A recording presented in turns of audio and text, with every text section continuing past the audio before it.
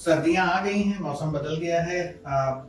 अब इस समय हमारे पास सीओपीडी और अस्थमा के जो पेशेंट्स हैं, जो सांस की बीमारियों से ग्रसित हैं, उनकी संख्या लगातार बढ़ रही है। और उसका कारण ये है कि इस समय कुछ ऐसे कारक होते हैं जो बीमारियों को बढ़ाते हैं। जैसे आज हम सीओपीडी के बारे में बात करने वाले हैं।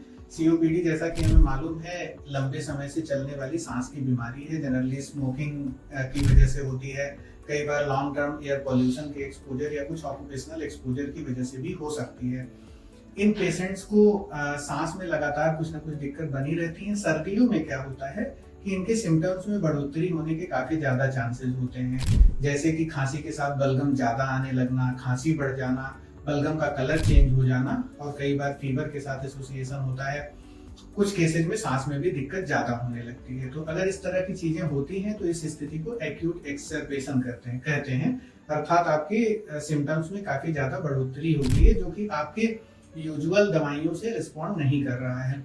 अब सर्दियों में ऐसा क्या होता है जिसकी वजह से एक्सरबेशन का रिस्क सीओपीडी में बढ़ जाता है?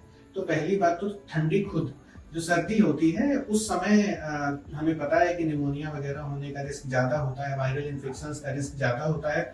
दूसरी चीज, फॉग और स्मॉग की वजह से जो एयर होती है वो काफी ज्यादा पोल्यूटेड हो जाती है, उसमें धुआं ज्यादा देर तक रुकता है, और वो अगर हम इनहेल करते हैं, स्पेशली अगर आप सीओपीडी के पेशेंट हैं, तो आपकी सांस की नलियों में सूजन बढ़ जाती है, इन्फेक्शन का रिस्क बढ़ जाता है, और इससे जो है सिम्टम्स काफी ज्यादा बढ़ जाते हैं।